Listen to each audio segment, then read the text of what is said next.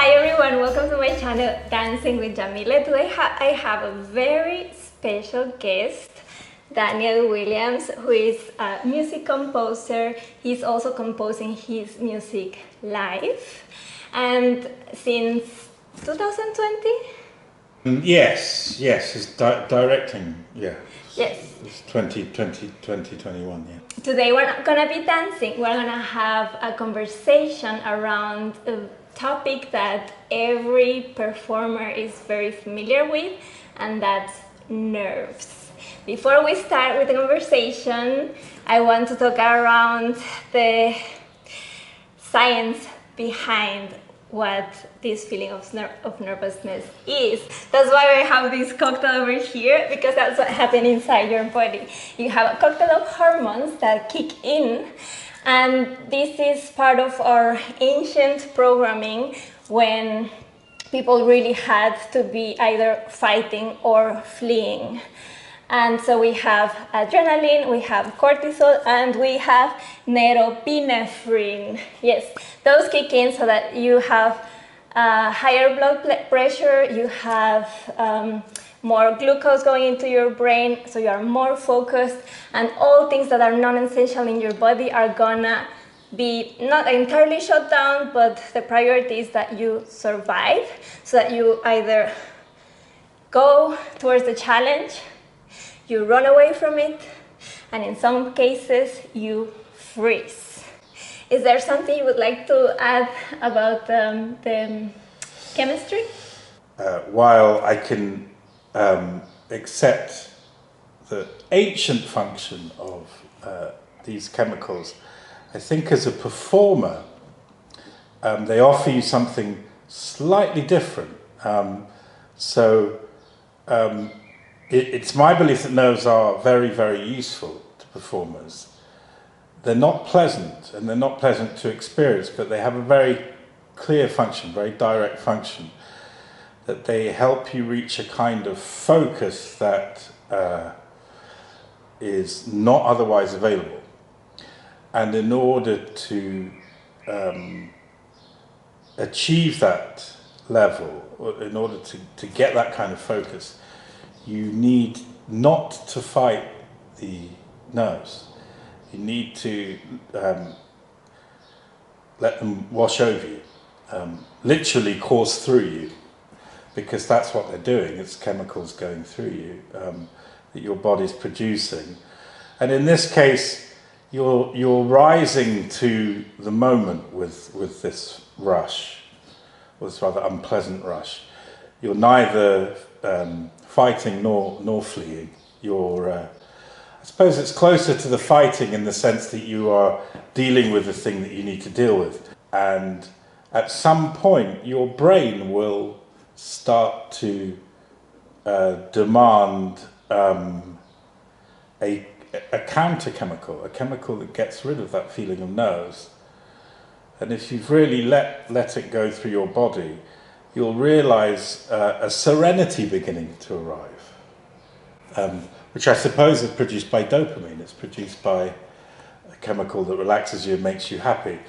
And I've never reached points of such relaxation and focus. You're almost walking on air, but you get that in return for letting yourself go through the unpleasant part. So yeah, that's what I think it's about. It's about reaching focus. Yeah, I mean, I totally agree. I think, how I like to see it is you become a superhuman, like you reach a state that you wouldn't reach otherwise. Yes, I think you do. That verb, to rise to the occasion, that is really what you're doing. Yeah, you are rising up, and you're becoming. Your conscience becomes bigger than it. Your consciousness becomes bigger than it normally is. You're more aware of things. So that's what it's for. Yeah. Can you recall the very first time you played music for a show? And how did you feel? Would you call what you felt nerves? Well, I can think of one example. It wasn't the very first, but it was in some ways the first it was the biggest at that point by quite a long way, so it was a big sort of leap. And I remember actually, before one premiere, I fell asleep because I became so super relaxed. I actually fell asleep, very briefly, for 10 seconds. Because the nerves beforehand were so extreme, so the counteraction was really, really strong. Oh. That was quite an extreme case. Yeah. So what is your personal experience like, but what happens in your body when you are feeling the nerves and starting, you know, from the adrenaline kicking in to the other hormones to you are on stage? What process do you go through? Well, now because I did sort of work out ways of dealing with it strategically. Now it tends to be a day-long process. So let's say I've got a premiere. The premiere I had recently in May. I did wake up, not in a panic, but thinking, oh my God, like a huge rush of unpleasant nervousness. And of course I recognised why it was happening. It's a very good idea to give yourself lots of practical tasks. I mean, that's going to depend on what sort of thing you do, but fortunately in that project, I say fortunately, but it's slightly annoying, but it works quite well. I'm not able to leave my setup before or after the show, so I have to set up just before the show and take down immediately after the show. So that's very good for nerves because it gives you something to do. And while that's happening, in your body, I think you are... it's almost like you split in two, I think. So you have the body on the surface that's doing the ordinary task, and this other side of you inside, which has this very intense feeling. Maybe it's almost like you're worried it's a monster behind the curtain, but you keep focusing on it and realizing that there just is a purpose behind that drive. It is helping you focus. And it should feel like a challenge because, to perform something well, I think it's probably very, very similar for athletes to achieve a high level aesthetically. It's really difficult. It requires a sort of concentration you don't normally need. Mm-hmm. So there is a superhuman aspect, if that's not slightly outrageous, but yeah, it is. That's an exaggeration, but it's above the ordinary way of functioning. I believe that this cocktail of nerves allows us to prepare for whatever it might come during a performance. Can you share an experience where it could have all gone wrong, but because you were in this hyper-focused state, something magnificent came out of that, let's say, mistake, and everyone was celebrating it in the end? Can you recall a time? Well, yes, I can give two examples.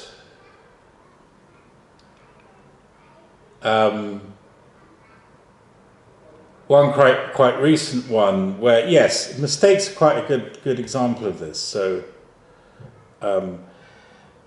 you're in an interesting position if you're doing a performance which is a set performance, and most of the audience, if not all of them, won't have seen it before. I guess some will, but generally speaking. So they're not going to know if you forget something or something doesn't work for some reason. So you do have a window for not to let it be a disaster.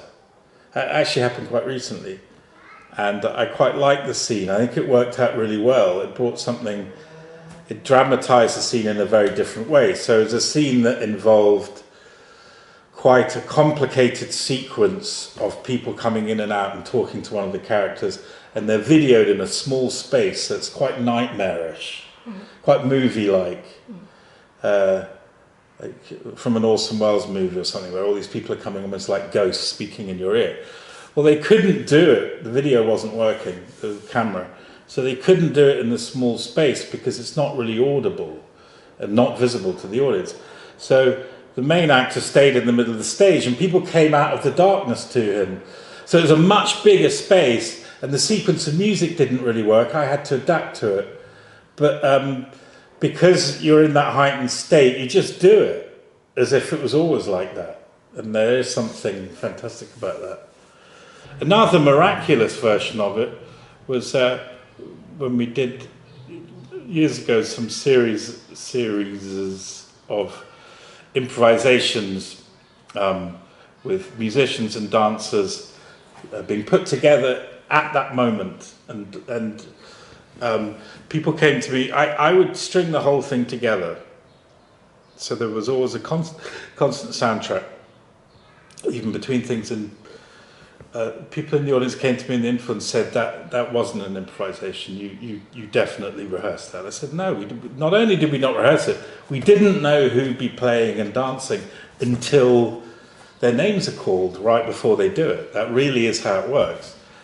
And people didn't believe me, and that's because the concentration, that focus, itself makes a world. So let's talk about. Perhaps you have different experiences because you do have this quite interesting curriculum where you not only compose the music, you also play it live.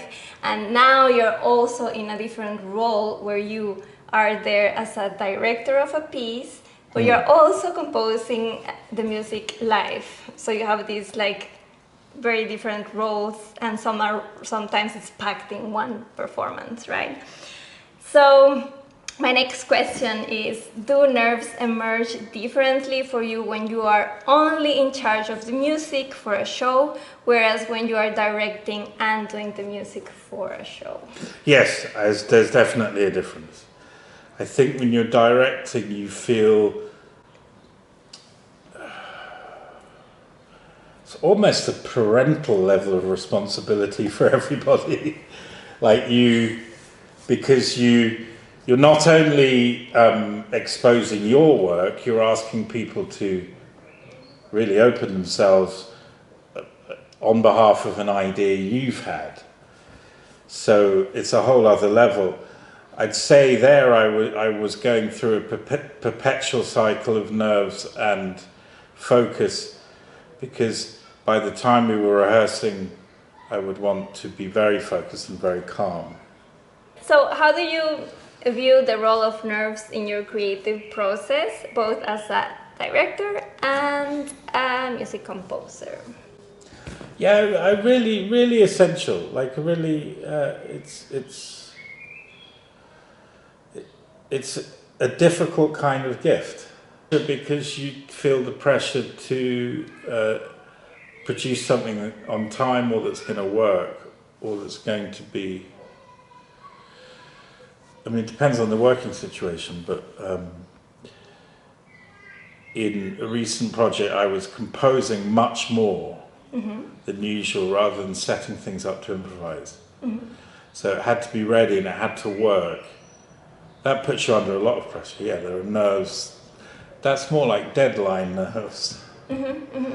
But that, again, that's extremely useful because it just makes you get things ready. I mean, I can't really imagine working without it, otherwise what's the point?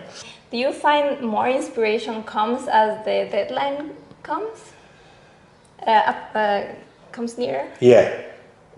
One working method that works for me with almost everything, composition and improvisation, is to have in mind a certain number of technical things you want to try and put them almost arbitrarily up against a specific creative task you've been given.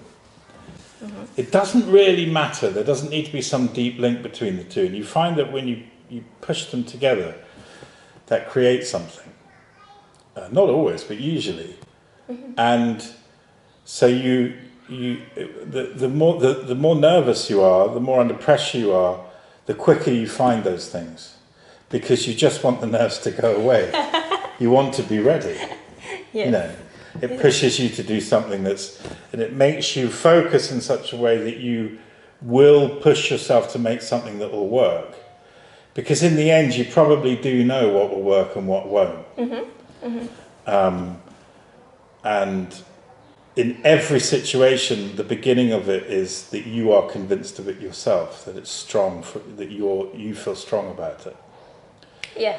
Because any director you're working with, and just like audience, or any performer you're working with, just like the audience, they always respond positively to you being convinced. Yeah. You being strong. They like strength. And have you ever, now that you're talking about being convinced about your work and everything, have you ever experienced this kind of nerves, which it comes from not being prepared enough? Yes. And how did you deal with it? Well, I tried to use it to give myself a sense of urgency, so I could wing it. It's very unpleasant not being properly prepared. Yeah. But it might push you to do something extraordinary. Yeah, that's because true. Otherwise it's just going to collapse. What is your advice to others? So what would you tell to someone, and it doesn't have to be a performer, it can be a normal person going to an interview, being put in any kind of spotlight. So what would you say to this person who struggles with this feeling of nerves? Well, to try and as much as you can, detach yourself from what you're experiencing and have a look at what you go through when you're feeling nervous. How long does it take? How long does it go on for? Does it suddenly come in a flash, or do you suddenly realise that you're really nervous? Or, it could be different each time. But have a good look at it and see if you can find this point where you start to feel okay. Where you really... So first observe how nerves work for you, what sort of shapes they have, and what sort of feelings. Then really try and let yourself experience it. Knowing that in the end there's this serenity. That there will be a serenity. There's a point at which it will start working in your favour.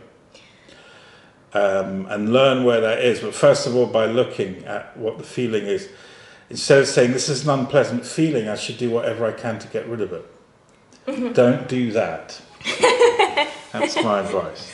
Yeah. Which is counterintuitive, and it goes against our current culture of comfort, where we tend to think, well, if you have an unpleasant feeling, take a pill to get rid of it. But you should never do that with nerves. Yeah. No. I worry that we don't let ourselves experience unpleasant feelings just because they're unpleasant. But the fact they may be unpleasant doesn't mean they're unproductive and without purpose. And where can people find you online and offline? You can come and see the show that I'm involved in at the Stadtschauspiel in Dresden called Das Schloss. It's on a summer break at the moment, but we will begin playing it again on the 4th of October. That would be an offline chance. Putting the links. And I have, for music, I have a Bandcamp page under my own name, Daniel Williams. I'm putting the links as well. And you can find links to other things there too. It's also possible to contact me through that if you like as well. And I have a YouTube channel also under my own name, Daniel Williams. It will appear somewhere here. And you can see a variety of videos about music equipment that I like, and some artistic questions also. Okay, so thank you very much. Thank you very much. Let us know in the comments what's your take around nerves. Do you find them useful? Do you find them destructive? How do you cope with them? Is there a question I didn't ask? Let us know, and see you next time.